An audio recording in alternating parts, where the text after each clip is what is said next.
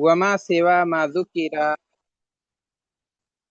जी, तो आज का जो हमारा दर्स है वो सुन्नत से मुताल्लिक है, यानी हज और उम्रे के सुनन से ताल्लुक है। वमा सिवा मा ज़ुकिरा मिनल अअमालि फहुव सुन्नतुन। और इनके अलावा जितने भी काम हैं जो जिक्र किए गए उन्हें छोड़ के बाकी सारे काम ये सुन्नत हैं। व मिन अहम हादिही सुनन, और अहम तरीन सुन्नतों में से दर्ज झेल सुन्नतें हैं। पहली सुन्नत है अल इग़्तिसालु लिल इहराम व ततय्युबु व लुब्सु सौबैनि अबयदैन। इग़्तिसाल लिल इहराम यानी इहराम के लिए गुस्ल करना। इहराम का जब कपड़ा आदमी पहनता है, हाजी, इहराम बांधने वाला, तो गुस्ल करना उसके लिए सुन्नत है।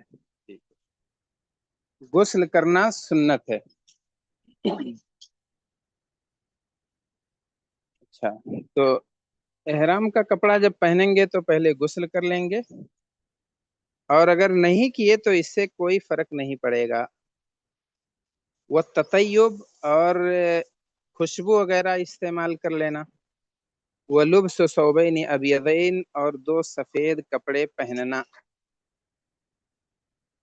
कपड़ों का रंग सफेद होगा, इहराम का कलर सफेद होगा, इसलिए कि सफेद रंग और सफेद कपड़े की फजीलत आई हुई है। और जाहिर है ये मर्दों के लिए है, ये मर्दों के लिए है। एहराम मर्द लोग पहनते हैं, खवातीन अपने सिविल ड्रेस में रहती हैं। दूसरी सुन्नत है तकलीमुल अज़ाफिर व अख्ज़ु शअरिल आनती वल इब्ती व क़स्सु शारिबी व मा यल्ज़मु अख़ज़ुहु। तकलीमुल अज़ाफिर यानी नाखून काटना, व अख्ज़ु शअरिल आना, और जेरे नाफ के बाल काटना, वल इब्ती, और बगल के बाल उखाड़ना, वक़स्सु शारिब, मूछों को तराशना, व मा यल्ज़म अख़ज़ुहु, और जिनका भी काटना या दूर करना जरूरी है वो सब करेंगे। मतलब ये कि एहराम का कपड़ा पहनने से पहले सफाई सुथराई का पूरा एहतमाम होगा, और मोछ वगैरह काट लेंगे, जिन बालों का काटना जरूरी है वो सब काट लेंगे, नाखून काट लेंगे। और उस वक्त खुशबू का इस्तेमाल कर सकते हैं, लेकिन एहराम पहन लेने के बाद फिर खुशबू इस्तेमाल नहीं करेंगे। तीसरी जो सुन्नत है तवाफुल कुदूम, कुदूम वाला तवाफ, यानी जब आदमी मक्का पहुंचेगा तब तवाफ करेगा। और ये किसके लिए है? लिल मुफरिद वल कारिन, जो हज इफराद कर रहा हो और हज क़िरान कर रहा हो। हज तमत्तो वाले के लिए नहीं है। तो तवाफुल कुदूमी लिल मुफरिद वल कारिन। हज की तीन किस्में हैं, हज तमत्तो, हज इफराद और हज क़िरान। तो अगर तमत्तो के अलावा कोई और हज कर रहा है, हज इफराद कर रहा है या हज क़िरान कर रहा है, उम्रा और हज दोनों मिला के, तो ऐसी सूरत में तवाफ़ कुदूम उसके लिए सुन्नत है।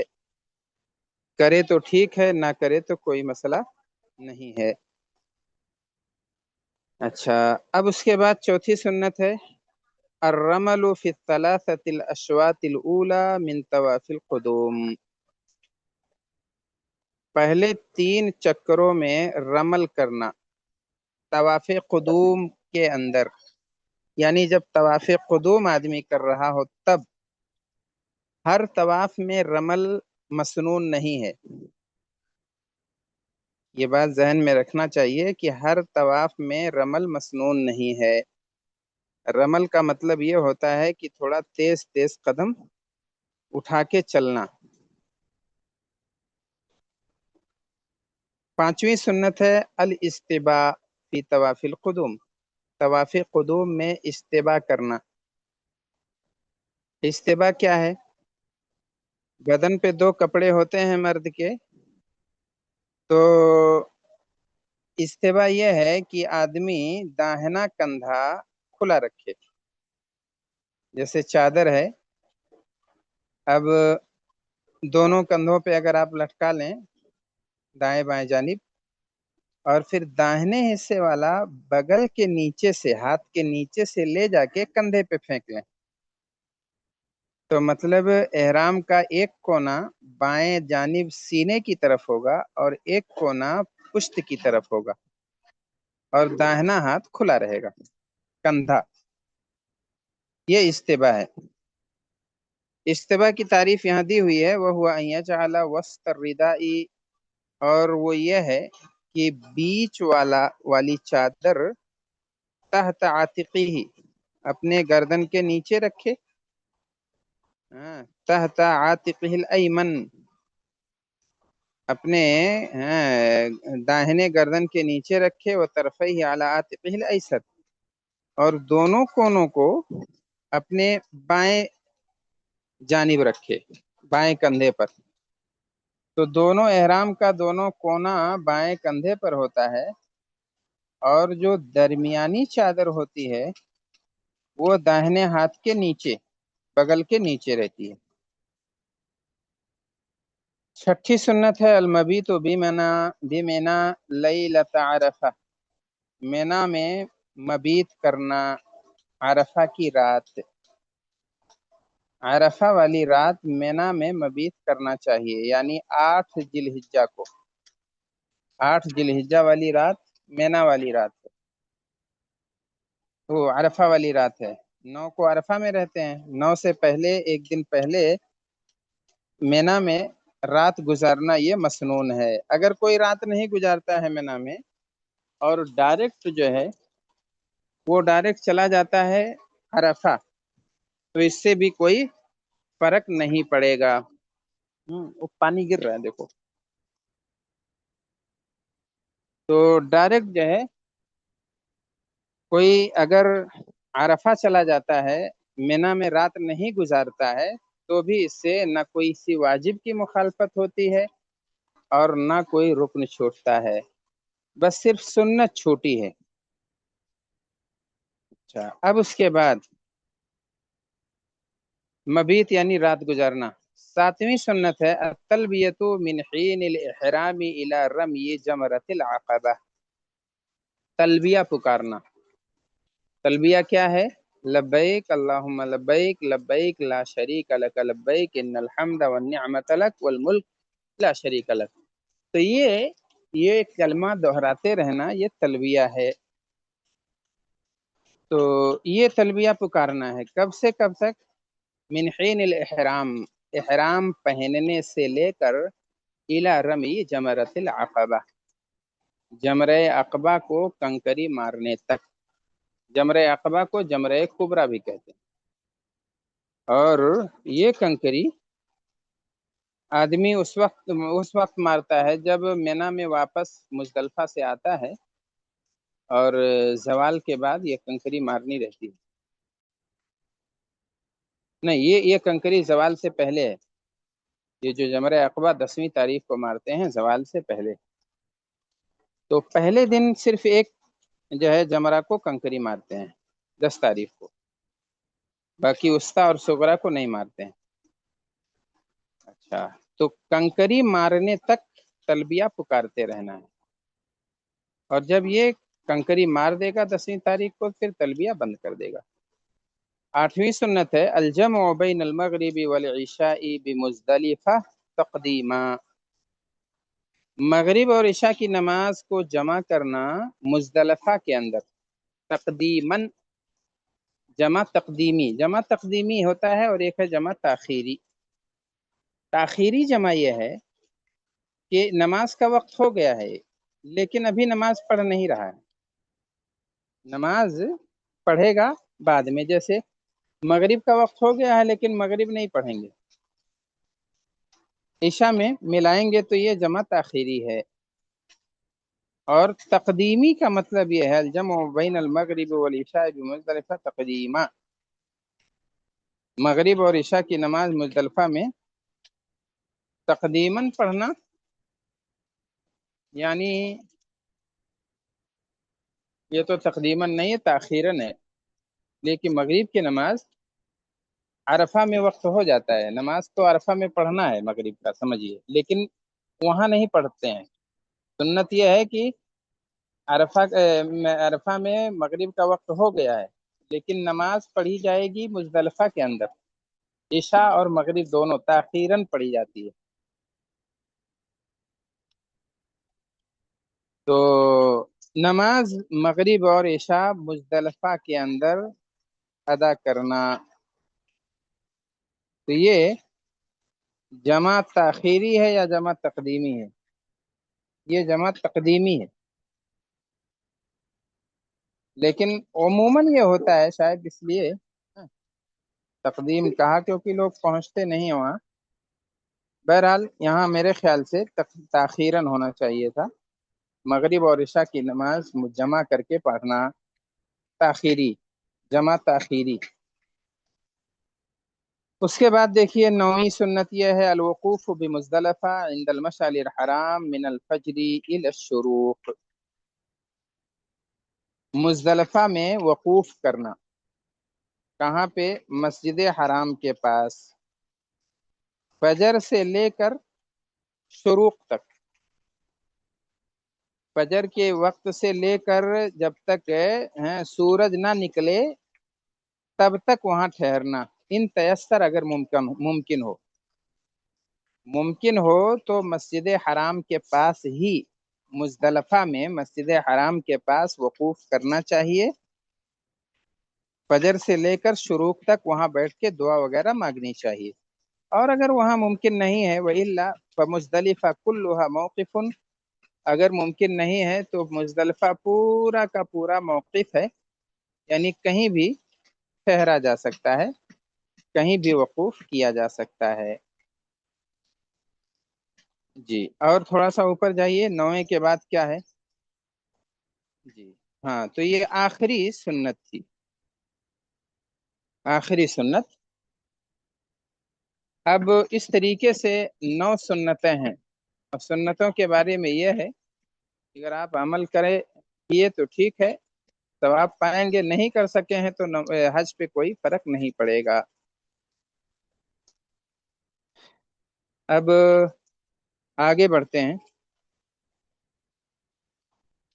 الباب الثالث فی المحظورات والفدیۃ والہدی، یہ تیسرا باب یہ ہے محظورات احرام کے بارے میں۔ محظورات یعنی ممنوعات، فدیہ یعنی اگر کوئی غلطی ہوئی ہے، کوئی واجب چھوٹا ہے تو اس کی بھرپائی کے لیے ایک جانور مکے میں ذبح کرنا، اور حد یہ کہتے ہیں 10 تاریخ کو جو حاجی قربانی دیتا ہے اسے حد یہ کہا جاتا ہے۔ عام دنیا میں جہاں لوگ 10 تاریخ کو ذبح کرتے ہیں قربانی ہے، لیکن مکے میں جو حاجی لوگ کاٹتے ہیں جانور، ایک حاجی اپنی طرف سے ایک، تو وہ حد یہ کہلاتا ہے۔ وفیہ مسائل، اس میں کچھ مسائل ہیں۔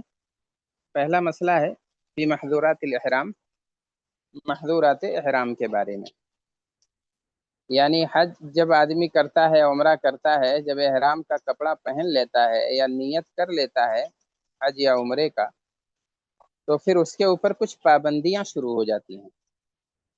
کچھ حلال کام ایسے ہیں جو پہلے کرنا جائز تھا، لیکن اب احرام کی وجہ سے وہ کرنا ناجائز ہو گیا، منع ہو گیا، تو احرام کی وجہ سے یہ پابندی آئی ہے، اس لیے اسے محظورات احرام کہتے ہیں، ممنوعات احرام۔ یہ محظورات احرام کیا کیا ہیں؟ تو محظورات احرام وہی ما یمتنع علی المحرم فعلہ شرعا، محظورات کیا ہیں؟ محظورات احرام ما یمتنع علی المحرم، جو احرام کرنے والے کے لیے منع ہے، جس کا کرنا شرعن محرم پر منع ہے، وہ ہیں محظورات۔ وہی 9، اور وہ کل ملا کے 9 چیزیں ہیں جو احرام پہننے کی وجہ سے حرام ہو جاتی ہیں۔ 9 چیزیں احرام کی وجہ سے وہ حرام ہو رہی ہیں۔ پہلی چیز ہے لبس المخیط، مخیط یعنی سلی ہوئی، سلا ہوا کپڑا، لبس یعنی پہننا، تو سلا ہوا کپڑا پہننا یہ حرام ہو جاتا ہے۔ سلا ہوا کپڑا ایک ہوتا ہے بنا ہوا کپڑا، تو سلائی کیسے ہوتی ہے؟ سلائی ہوتی ہے کہ بدن کے اعضاء کے حساب سے ٹیلر ناپتا ہے، ہاں، ٹیلر ناپتا ہے بدن کے اعضاء کے حساب سے، ہماری پہلے پیمائش کرتا ہے اور اس کے بعد سلائی کرتا ہے، تو یہ سلا ہوا کپڑا کہلاتا ہے۔ ہاتھ کی سائز الگ، پیر کی، اور اس کے بعد بدن کے گردن کی مختلف چیزیں ناپ کے اور آدمی سلتا ہے ٹیلر، تو وہ ہے مخیط، سلا ہوا کپڑا پہننا۔ سلا ہوا کیا؟ لبس المخیط، المخیط کیا ہے؟ وهو المفصل على قدر البدن او العذو من السراویل والثياب وغيرهما، تو وہ ہے المفصل على قدر البدن، جو بدن کے حساب سے الگ الگ سلا گیا ہو۔ ہاتھ الگ سے سلتے ہیں، پیر کا وہ الگ ناپ رہتا ہے، سینے کا الگ ہے، تو یہ سلائی ہے، یہ کپڑا پہننا منع ہے۔ جب آدمی دنیا سے رخصت کیا جاتا ہے تب کپڑے نہیں پہنتا ہے، بلکہ چادریں لپیٹ کے اسے سفر آخرت پر بھیج دیا جاتا ہے۔ تو اسی طریقے سے حج کے اندر یا احرام میں وہی کپڑا ہوتا ہے۔ تو اگر کپڑا سلا ہوا ہے تو اسے مخیط کہیں گے، المفصل علی قدر البدن او العضو، بدن کے حساب سے یا عضو کے حساب سے کاٹ کے الگ الگ سلنا۔ من السراویل، پیجامے میں سے، یا اور دیگر کپڑا وغیرہ جو بھی ہے، پیجامہ ہے یا کوئی کرتا ہے، قمیص ہے، وغیرہ وغیرہ۔ الا لمن لم یجد ازارا فیجوز له لبس السراویل، مگر ہاں اگر کوئی نہ پائے ازار، ازار یعنی لنگی، جو کمر پہ حاجی یا عمرہ کرنے والا باندھ لیتا ہے،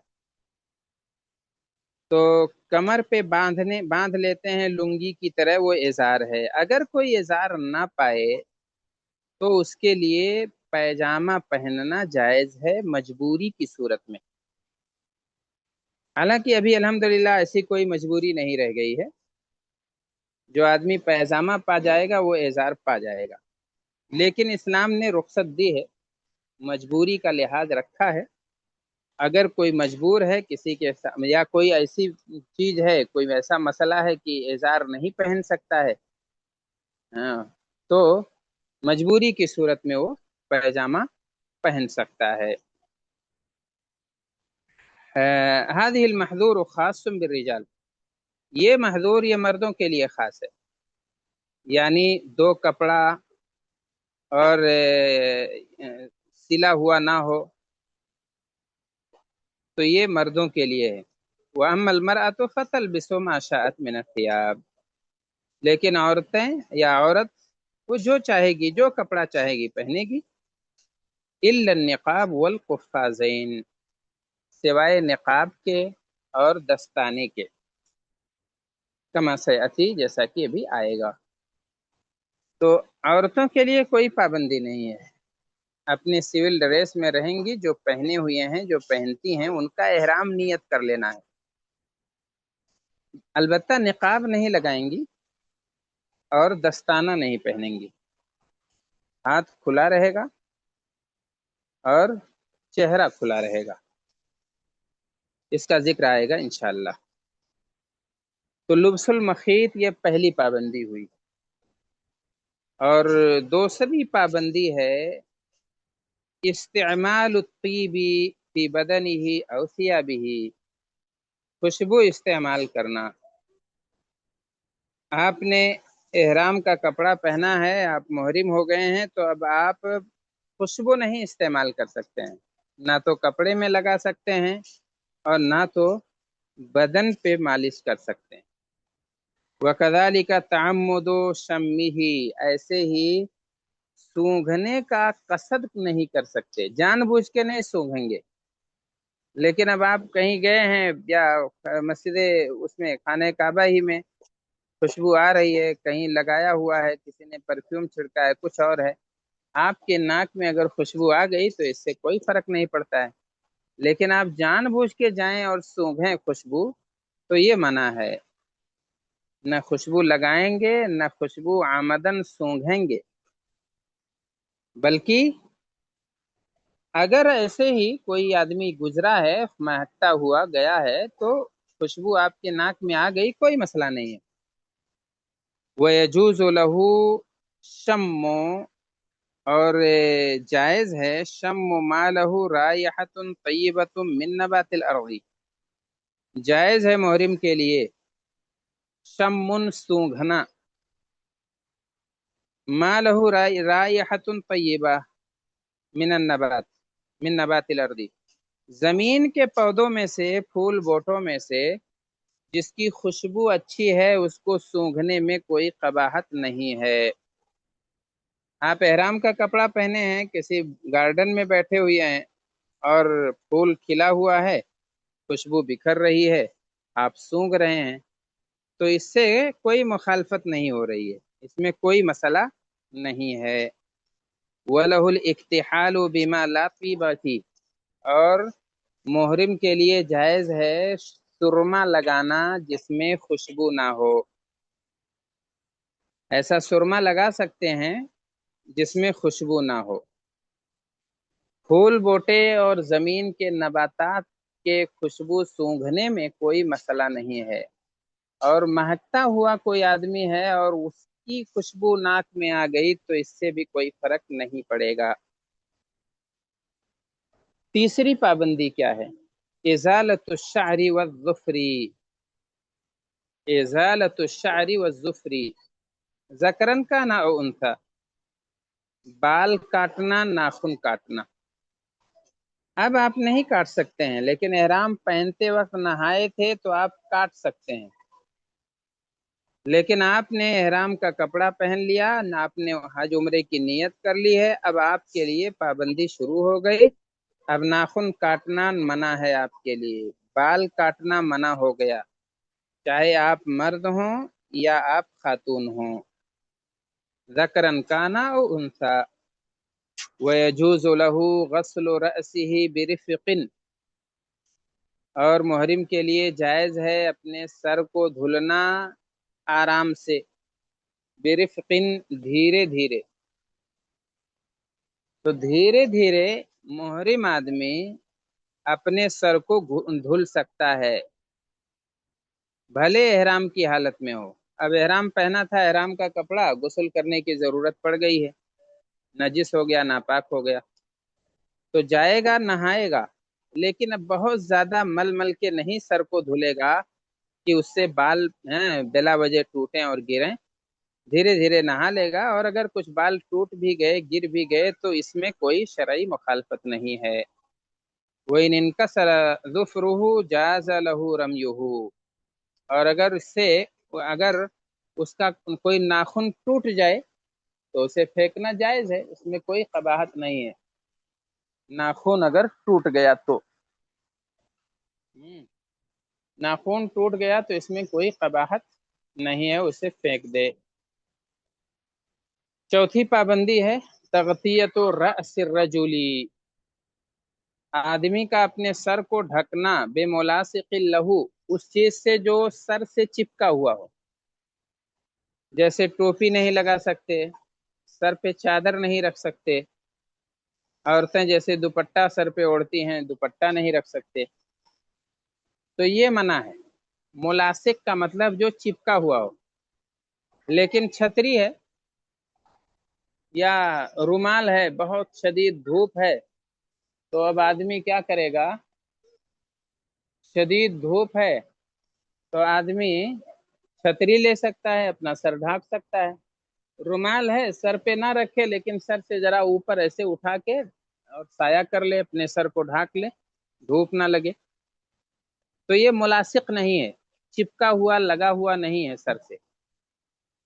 اسی لیے کہہ رہے ہیں وَلَهُ الْإِسْتِغْلَالُ بِالْخَيْمَةِ وَنَحْوِهَا كَشَجَرَةٍ، اور اس کے لیے سایہ اختیار کرنا، سایہ ڈھونڈنا یہ جائز ہے، چاہے خیمے کا سایہ ہو، چاہے اس جیسی کوئی چیز ہو، یعنی چھتری ہو اور کچھ ہو، کشجرہ جیسے درخت ہو، تو ایسی چیزوں کا سایہ آدمی لے سکتا ہے۔ لیکن سوچے کہ دھوپ لگ رہی ہے تو اب سر پہ جو ہے ٹوپی رکھ لیں گے، سر پہ چادر ڈال لیں گے، تو یہ جائز نہیں ہے۔ اچھا، اب اس کے بعد آگے کیا کہہ رہے ہیں؟ وَيَجُوزُ لِلْمُحْرِمِ أَن يَسْتَظِلَّ بِالشَّمْسِيَّةِ عِنْدَ الْحَاجَةِ، محرم کے لیے جائز ہے کہ سایہ طلب کرے شمسیہ یعنی چھتری سے، حاجت کے وقت، ضرورت کے وقت۔ والمرأة ممنوعة من تغطية وجهها بما عمل على قدره كالنقاب والبرقع، اور عورت کے لیے منع ہے اپنے چہرے کو ڈھانکنا ان چیزوں سے جو بنائی گئی ہیں چہرے کے لیے، چہرے کے مقدار کے حساب سے جو بنائی گئی ہیں، جیسے نقاب ہوتا ہے، آنکھوں کا حصہ کٹا ہوتا ہے، سلا ہوتا ہے تاکہ وہ صرف آنکھ دکھے، باقی چہرہ ڈھکا رہے، تو یہ بنایا گیا ہے اسی ساخت اور اسی سائز سے۔ نقاب اسی اعتبار سے بنتا ہے کہ پیشانی ڈھک جائے اور رخسار ڈھک جائیں، ناک ڈھک جائے، آنکھ کا حصہ کھلا رہتا ہے۔ برقع، نقاب اور برقع جو اس حساب سے بنایا جاتا ہے۔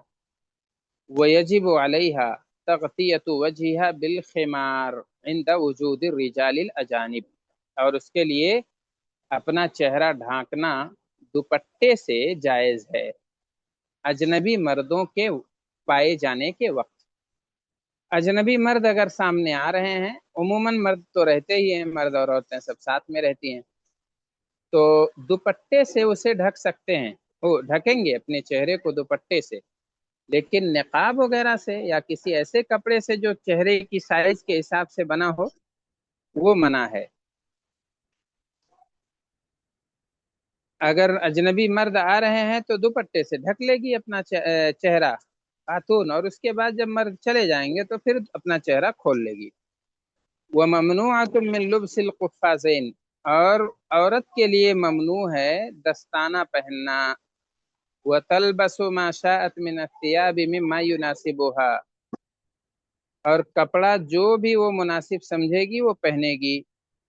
فَمَن تَطَيَّبَ أَوْ غَطَّى رَأْسَهُ أَوْ لَبِسَ مَخِيطًا جَاهِلًا أَوْ نَاسِيًا أَوْ مُكْرَهًا فَلَا شَيْءَ عَلَيْهِ، لیکن اگر کسی نے خوشبو لگا لیا، کسی نے سر کو ڈھانک لیا، کسی نے سلا ہوا کپڑا پہن لیا، کیسے؟ جاہلن، نہ جانتے ہوئے، او ناسیہ، یا بھول کر، یعنی نہ جانتے ہوئے، اسے پتہ ہی نہیں تھا ممنوعات احرام، محظورات احرام معلوم ہی نہیں تھا، ابھی ایک ہفتہ پہلے اسلام لایا ہے، کسی نے بتایا ہی نہیں، حج کی سعادت مل گئی ہے، حج پہ چلا آیا ہے، تو بہت ساری موٹی موٹی باتیں وہ نہیں جانتا تھا، تو اس پر کوئی بات نہیں ہے، کوئی حرج کی بات نہیں ہے، لیکن جب یاد آئے گا تو اس کو ہٹا دے گا۔ او ناسیہ، یا معلوم تھا لیکن بھول گیا، او مکرہا، یا اس کو مجبور کیا گیا ہے، ڈنڈا دکھا کے، ریوالور دکھا کے کہ نہیں تمہیں کپڑا پہننا ہی پڑے گا تبھی سرحد سے گزرنے دیں گے، میقات سے کپڑے میں جاؤ تب گزرنے دیں گے، مار پیٹ کے، ڈرا دھمکا کے، تو اسے مکرہ کہتے ہیں۔ فلا شیء علیہ، تو اس پر کچھ نہیں ہے، بقولی صلی اللہ علیہ وسلم، نبی صلی اللہ علیہ وسلم کے فرمان کی وجہ سے، عفی لامتی الخطأ والنسیان وما استکرہوا علیہ، یہ میری امت سے معاف کر دیا گیا ہے خطا اور بھول چوک۔ خطا یعنی نادانی میں کوئی کام کر جائے، غلطی، ایسے ہی بھول چوک، اور وما استکرہوا علیہ، اور جس پر اسے مجبور کر دیا گیا ہو۔ آگے اور جائیے اوپر۔ فَمَتَى عَلِمَ الْجَاهِلُ أَوْ ذَكَرَ النَّاسِ أَوْ زَعَلَ الْإِكْرَاهِ فَعَلَيْهِ مَنْعُ اسْتِدَامَةِ هَذَا الْمَحْذُورِ، تو جب جاہل کو معلوم ہو جائے یا بھولے ہوئے کو یاد آ جائے یا مجبوری اور لاچاری زائل ہو جائے، فعلیہ منع استدامت هذا المحظور، تو اس کے لیے ضروری ہے رک جانا اس محظور کے تسلسل سے، یعنی جیسے پتا چلے سر ڈھاکا ہوا ہے چادر سے، نہیں معلوم تھا یا بھولا ہوا تھا، کسی نے یاد دلایا کہ ارے تم تو محرم ہو، سر کو کیوں ڈھکے ہو، تو اسی وقت فوراً جو ہے اپنا سر کھول دے۔ یہ ہے منع استدامت هذا المحظور۔ کسی خاتون نے نقاب لگا رکھا ہے، اب کسی نے بتایا کہ نہیں نقاب نہیں، آپ احرام کی حالت میں لگا سکتی ہیں، آپ اتار دیجئے، تو جیسے پتا چلے فوراً اتار دے۔ یہ ہے منع استدامت هذا المحظور۔ پانچواں ممنوع یا پابندی کیا ہے؟ عقد النکاح لہ ولغیرہ، عقد نکاح اپنا کرنا یا کسی اور کا کرانا، یہ بھی منع ہے۔ اور چھٹا محظور ہے الوطی فی الفرج، وطی کرنا، جمع کرنا فرج کے اندر، یعنی جو مخصوص عضو ہے عورت کا، اس کے اندر آدمی جمع کرے، یہ منع ہے۔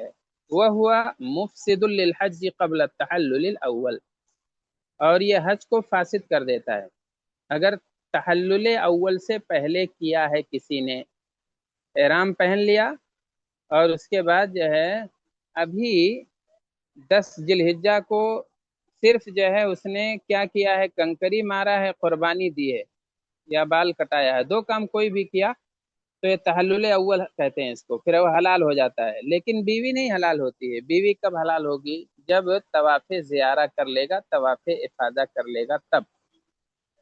تو اب طواف افاضہ نہیں کیا ہے اور نہیں اپنے آپ پر قابو پا سکا ہے، بیوی ساتھ میں ہے، اور اگر جہاں جمع ہوتا ہے وہاں کر لیا تو پھر اس کا حج فاسد ہو گیا۔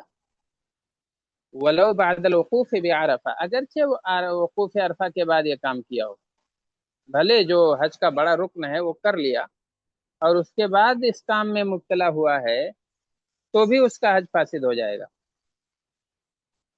ساتواں محظور یا ساتویں پابندی ہے المباشرت فیما دون الفرج، مباشرت فرج کے علاوہ کسی اور جگہ میں، اگر کہیں اور وہ کام کیا ہے، مباشرت یہاں جو ہے جامعت مراد نہیں ہے، بلکہ مباشرت سے مراد یہ ہے کہ اگر لطف اٹھایا ہو، اگر مزہ حاصل کیا ہے فرج کے علاوہ کسی اور جگہ سے، لا تفسد النسک، تو اس کا حج فاسد نہیں ہوگا۔ جیسے اس نے یہ کیا کہ قضا القبلہ، ایسے ہی بوسہ لیا ہے یا چھو دیا ہے یا شہوت کے ساتھ دیکھ لیا ہے، اگر شرمگاہ کے علاوہ کسی اور چیز سے اس نے فائدہ اٹھایا ہے، ایک بستر پہ قریب قریب ہو کے سو گیا ہے، ہاتھ کسی مخصوص جگہ پہ رکھ کے استمتاع کر لیا ہے، یا ہونٹ وغیرہ پہ ہاتھ پھیر دیا، یا کان وغیرہ پہ، رخسار پہ، کہیں بھی فرج کے علاوہ اگر مباشرت کیا ہے وہاں فرج کو چھوڑ کے کسی بھی بدن کے کسی بھی حصے کو جسم سے لگا کے یا جیسے بھی، تو اس سے حج تو نہیں فاسد ہوگا، حج فاسد نہیں ہوگا، لیکن اس سے بچنا یہ افضل اور بہتر ہے، اس لیے کہ یہ ذریعہ بھی بن سکتا ہے مجامعات کا۔ آٹھویں پابندی ہے قتل الصید البری واصطیادہ، خشکی کا شکار مارنا اور شکار کرنا، یعنی خشکی کے جو جانور ہیں ان کا شکار کرنا بھی محرم کے لیے منع ہے۔ ويجوز له قتل الفواسق التي امر النبي صلی اللہ علیہ وسلم بقتلها في الحل والحرم، محرم کے لیے جائز ہے فواسق کا قتل کرنا، یعنی جو نقصان دہ جانور ہیں، موذی جانوروں کا قتل کرنا جائز ہے محرم کے لیے، جس کے قتل کرنے کا نبی نے حکم دیا ہے، چاہے حل ہو یا حرم ہو، یعنی حرم کے اندر کا معاملہ ہو یا حرم کے باہر ہو، اسے قتل کرنے کا نبی نے حکم دیا ہو۔ چاہے وہ محرم ہو یا غیر محرم ہو، سب کو اجازت دی ہے۔ ایک آدمی ہے احرام کی حالت میں ہے، اچانک دیکھ لیا کہ کوئی بچھو نکل آیا ہے، تو کیا کرے گا؟ یہ سوچے گا کہ نہیں احرام پہنا ہو، نہیں ماروں گا، مار دے۔ یا اور ایسی کوئی موجی چیز آ گئی ہے، سانپ آ گیا ہے، مار سکتا ہے۔ تو یہ کون سی چیزیں ہیں جن کے قتل کا اللہ کے رسول صلی اللہ علیہ وسلم نے حکم دیا ہے، چاہے احرام پہنا ہوا آدمی چاہے نہ ہو، چاہے حرم ہو چاہے حرم کے باہر کا حصہ ہو؟ الغراب کوا ہے، والفأرہ چوہا ہے، والعقرب بچھو، والہدأ اور یہ ہدا کہتے ہیں جو بعض کی ایک قسم ہے، یہ بھی حیوان مفترس ہے، یعنی یہ بھی نوش کے کھاتا ہے، نقصان دہ ہے۔ والحیہ اور ایسے ہی حیہ زہریلا سانپ، والکلب العقور اور کاٹنے والا کتا، انہیں ماریں گے بھگائیں گے بھلے احرام کی حالت میں ہو۔ ولا يجوز له الاعانۃ علی قتل صید البر، نہ تو مارنا قتل کرنا اس کے لیے جائز ہے، نہ تو شکار کرنے والے کی مدد جائز ہے اس کے لیے، لا بالاشارہ ولا بغیرہا، نہ اشارے سے مدد کر سکتا ہے نہ اس کے علاوہ اور کچھ، اشارہ بھی نہیں کر سکتا ہے کہ ادھر گیا ہے بھاگ کے جانور، انگلی سے مدد نہیں کر سکتا ہے کسی بھی معنی میں ہو۔ ولا يجوز اکل ما صید من اجلہ، اور اس شکار کا کھانا بھی اس کے لیے جائز نہیں ہے جو اس کے لیے کیا گیا ہو۔ کسی آدمی نے شکار کیا ہو اور کہا ہو کہ فلاں آدمی حج یا عمرے پہ ہے، میں اس کے لیے شکار کیا ہوں، تو اس کو یہ کھا نہیں سکتا ہے۔ لیکن اگر اس آدمی کے لیے بطور خاص شکار نہیں کیا ہے کسی غیر محرم نے، تو یہ کھا سکتا ہے۔ نویں اور آخری پابندی ہے، لا يجوز للمحرم ولا غیرہ قطع شجر الحرم، محرم وغیرہ کے لیے جائز نہیں ہے، چاہے آپ محرم ہو یا نہ ہو، حرم کے درختوں کو کاٹنا جائز نہیں ہے، او نباتی ہی یا اس کے پودوں کو، او نباتی ہے الرطبی یا اس کے ہرے پودوں کو، غیر الموزی جو موزی نہ ہو، جو نقصان دہ نہ ہو۔ ہرے پودوں کو نہ توڑ سکتے ہیں، نہ کاٹ سکتے ہیں، نہ اکھاڑ سکتے ہیں۔ وَيَجُوزُ قَطْعُ الْأَوْصَالِ الْمُوزِيَةِ فِي الطَّرِيقِ، ہاں جائز ہے اس کے لیے تکلیف دہ جڑوں کو راستے سے کاٹ دینا۔ اگر یہ معلوم ہو کہ بھلے کوئی جڑ ہے تکلیف دہ ہے تو اسے وہ کاٹ سکتا ہے، اسے زائل کر سکتا ہے۔ وَيُسْتَثْنَى مِنْ شَجَرِ الْحَرَمِ الْإِذْخِرُ، حرم کے درختوں میں سے استثناء ہے، مستثنا ہے اذخر۔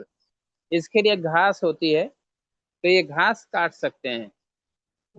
اگر یہ گھاس عام طور پر اللہ کے رسول صلی اللہ علیہ وسلم نے مصعب بن عمیر کے پیر پہ اس کو کٹوا کے رکھوا دیا تھا، کیونکہ کفن کا کپڑا کم پڑ رہا تھا، تو اذخر کو کاٹا جا سکتا ہے بھلے حرم کے اندر ہی کیوں نہ ہو۔ وما انبتہ الآدمیون، اور جسے آدمی نے اگایا ہے اسے بھی کاٹ سکتا ہے۔